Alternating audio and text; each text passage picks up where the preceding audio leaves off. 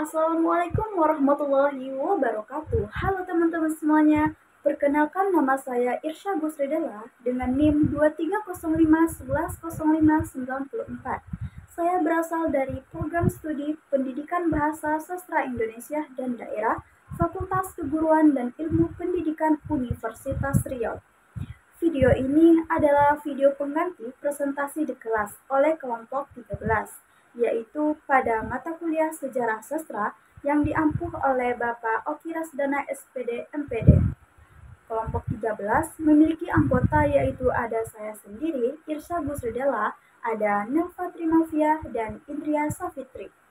Kami akan membahas tentang sejarah sastra periode 1970 sampai dengan sekarang. Baiklah, pada video presentasi ini terdapat 3 pemateri. Yang pertama, saya sendiri akan membahas tentang pengarang periode 1970 sampai dengan sekarang.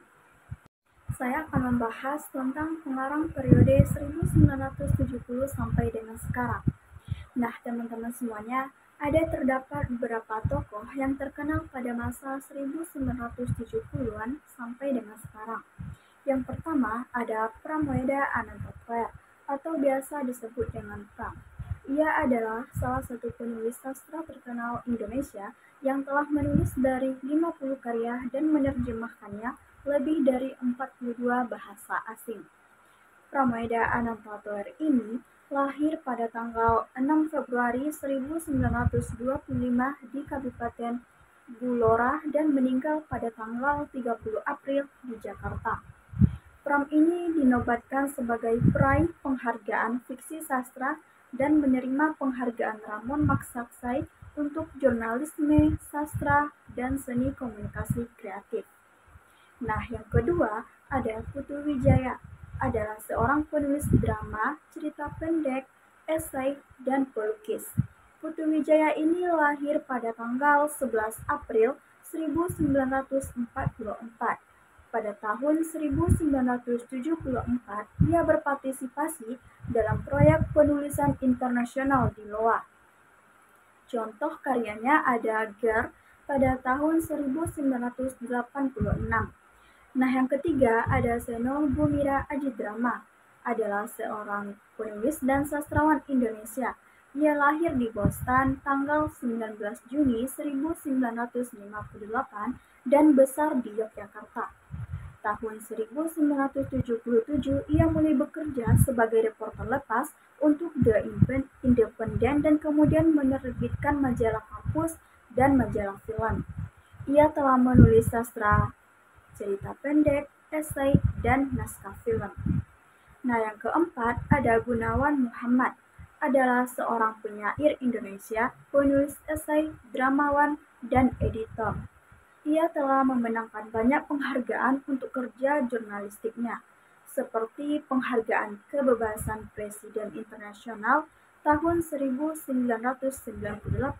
dan penghargaan editor internasional pada tahun 1999. Nah, yang kelima ada Linus Suryadi AG. Ia telah menjabat sebagai redaktur kebudayaan dari tahun 1979 hingga tahun 1986. Dalam karya sastranya, ia terkenal sebagai banyak yang menggunakan kata dan ungkapan Jawa. Yang keenam ada M.H. Ainun Nadjib, adalah seorang intelektual muslim yang lahir pada tanggal 27 Mei 1953. Ia juga dikenal sebagai Cek Nun. Banyak orang yang mengatakan Cek Nun adalah manusia multidimensional karena selain penulis, ia juga dikenal sebagai seniman, budayawan, ulama, penyair, cendekiawan, ilmuwan, sastrawan, filsuf, aktivis sosial, pemikir, dan kiai. Nah, yang ketujuh ada Korrie Layun Rampan, adalah editor, penulis, dan kritikus sastra Indonesia. Buku sastrawan angkatan 2000 yang memuat lebih dari 100 sastrawan diterbitkan oleh Gramedia Pustaka Utama, ditulis oleh Korrie. Nah, yang kedelapan ada Ahmad Tohari, adalah seorang sastrawan dan kebudayaan. Buku besarnya yaitu Ronggang Dukuh Karo. Yang kesembilan ada Yudhistira Ardi Nugroho, adalah penjual koran, menulis novel, menjabat sebagai wakil pemimpin redaksi majalah lelaki pada tahun 1976 hingga 1978 dan pernah menjadi wartawan tahun 1979. Nah, yang ke-10 ada Kunto Wijowo. Lahir di Bantul, Yogyakarta pada tanggal 18 September 1943, novelnya yaitu Kereta Api yang Berangkat di Pagi Hari, tahun 1964. Yang ke-11 ada Budi Dharma, adalah seorang penulis Indonesia yang lahir pada tanggal 25 April 1937 dan meninggal 21 Agustus 2021. Karya Budi Dharma dalam berbagai genre seperti novel, esai, dan puisi. Nah, teman-teman semuanya, yang ke-12 ada Y.B. Mangin Wijaya, adalah seorang arsitek, penulis, dan pendeta Indonesia. Salah satu karyanya yang paling terkenal ada Romo Rahardi. Nah, teman-teman semuanya, selanjutnya akan dijelaskan oleh teman saya yaitu Nelva Trimavia. Assalamualaikum warahmatullahi wabarakatuh. Sebelumnya perkenalkan, nama saya Nelva Trimavia. Saya sebagai pemateri yang kedua yang akan melanjutkan materi Irsyad tadi, yaitu mengenai pengarang pada tahun 1970-an sampai sekarang. Nah, selanjutnya ada Separdi Djokodomono. Nah, Separdi Djokodomono ini adalah seorang penyair, penulis, dan akademisi di Indonesia yang lahir pada tahun 20 Maret 1940 dan wafat pada tahun 19 Juli 2020. Nah, Separdi Djokodomono ini merupakan anak pertama dari Bapak Satyoko dan ibunya yang bernama Sapariah dan lahir di Surakarta, Jawa Tengah. Nah, ada banyak genre yang ditulis oleh Separdi Djokodomono ini, termasuk novel, esai, dan puisi, dan dipublikasikan di berbagai media dalam negeri maupun di internasional. Nah, salah satu karyanya yang terkenal yaitu Berjalan ke Barat di Waktu Pagi, dan ada juga Pada Suatu Hari Nanti dan Dukamu Itu Abadi.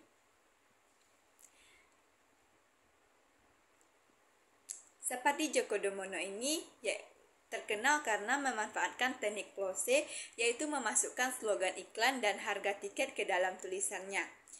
Selain itu, Separdi Djokodomono ini menjabat sebagai profesor di Universitas Indonesia. Nah, selanjutnya ada Abdul Hadi MW atau dikenal juga sebagai Abdul Hadi Wiji Mutahir. Abdul Hadi ini lahir pada tanggal 24 Juni 1946 di Sumeneb di Madura, yang terkenal dengan karya-karyanya dalam berbagai genre seperti novel, esai, dan puisi.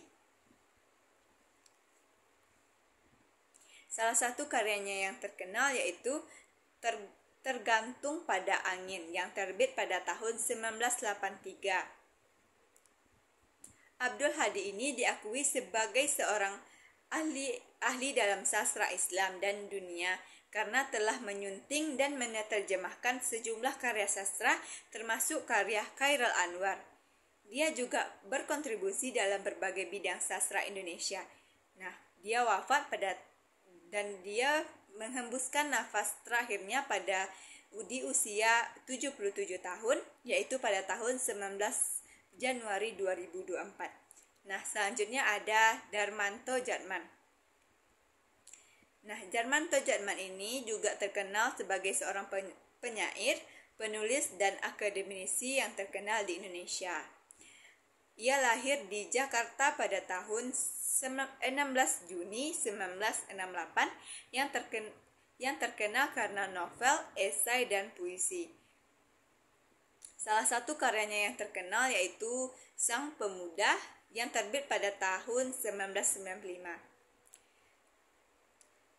Darmanto ini juga diakui sebagai ahli sastra Indonesia yang menyunting dan menerjemahkan banyak buku, termasuk buku Chairil Anwar dia menghembuskan nafas terakhirnya pada usia 77 tahun, yaitu pada tanggal 19 Januari 2024. Nah, lanjut ke slide berikutnya, yaitu mengenai perbedaan kesusastraan lama, modern, dan baru. Nah, apa sih perbedaan kesusastraan lama, baru dan modern ini? Jadi, perbedaannya itu terletak pada tema, bentuk, dan ciri-cirinya. Yang membedakan karya sastra tersebut dengan masyarakat dan budaya yang mereka wakili. Sastra lama biasanya lebih terikat dengan kehidupan kerajaan dan memiliki tema yang fantastis. Sedangkan sastra modern dan baru ini lebih terikat dengan masalah kemasyarakatan dan memiliki tema yang rasional. Nah, bentuk dari sastra lama ini juga lebih terikat oleh aturan-aturan, sementara sastra modern dan baru ini memiliki bentuk yang lebih bebas dan dinamis. Nah, itu saja yang bisa saya sampaikan. Lebih dan kurang saya mohon maaf. Assalamualaikum warahmatullahi wabarakatuh. Nah, selanjutnya pada materi terakhir akan dijelaskan oleh teman saya Indria Safitri. Assalamualaikum warahmatullahi wabarakatuh. Perkenalkan, saya Indria Safitri. Di sini saya akan menjelaskan tentang karya-karya sastra yang terkenal dari angkatan 2000. Nah, yang pertama yaitu Zaman B. Ayu Utami, yaitu novel yang berisi cerita tentang perkembangan hubungan antara dua pasangan keluarga yang berbeda. Nah, yang kedua yaitu Pengakuan Pariam by Linus Ide. Nah, novel ini menceritakan tentang kesadaran dan pengalaman individu dalam mengakui diri. Nah, yang ketiga yaitu kumpulan puisi angkatan 2000, yaitu kumpulan puisi yang ditulis oleh penyair-penyair yang berasal dari generasi 2000. Nah, yang keempat yaitu karya Azeb Zanzanur.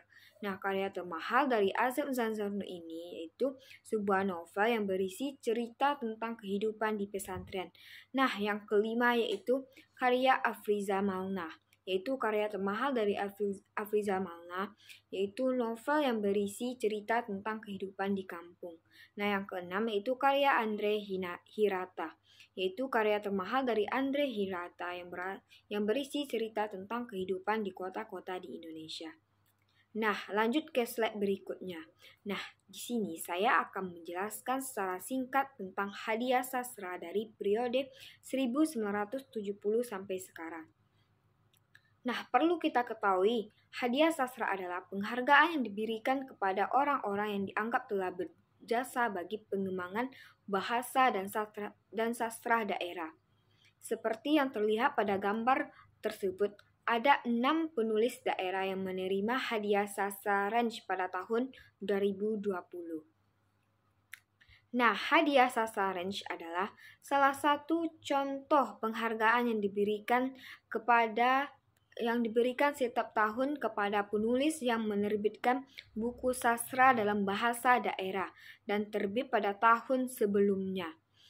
Nah, hadiah sastra Range diberikan setiap tahun tanpa henti selama 35 tahun belakangan ini. Nah, pada tahun 2023, penghargaan sastra Range diberikan kepada 5 orang sastrawan daerah yang berhak mendapatkan hadiah sastra, yaitu yang pertama Hadi AKS untuk karya kumpulan cerita pendek berjudul Surati Palmirah. Nah, yang kedua yaitu Narko Sodron Budiman untuk karya kumpulan cerita pendek yang berjudul Suro Agul Agul. Nah, yang ketiga yaitu Wayan Dibia untuk kitab yang berjudul Kali Senggara atau Masa Anomali. Nah, yang keempat yaitu Saud Poltak Tambunan untuk bukunya yang berjudul Boan Ahu Mulak atau Bawalah Aku Pulang.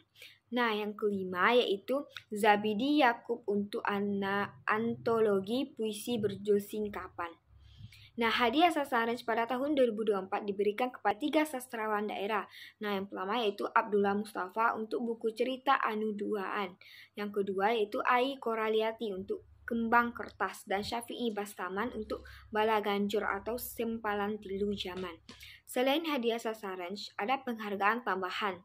Salah satunya adalah hadiah sastra Ayu Utami untuk pemula rasa yang diberikan kepada sastrawan pemula dengan hadiah sebesar 10 juta rupiah.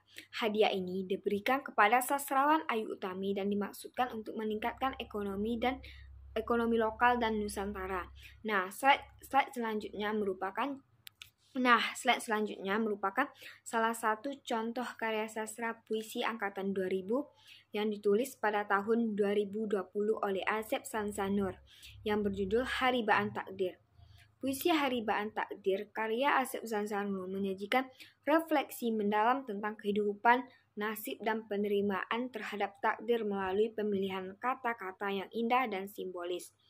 Puisi ini mengajak pembaca untuk merenungkan perjalanan hidup manusia yang penuh lika-liku dan ketidakpastian. Nah, itu tadi penjelasan singkat dari saya mengenai karya-karya sastra dari angkatan 2000, hadiah sastra, dan salah satu contoh hadiah karya sastra juga dari angkatan 2000 yang ditulis oleh Asep Zamzam Nur. Nah, lebih dan kurang saya mohon maaf. Wassalamualaikum warahmatullahi wabarakatuh. Baiklah teman-teman semuanya, itulah video presentasi kami pada video kali ini. Jika ada kata kami yang salah, mohon dimaafkan. Wabillahi taufiq wal hidayah. Wassalamualaikum warahmatullahi wabarakatuh.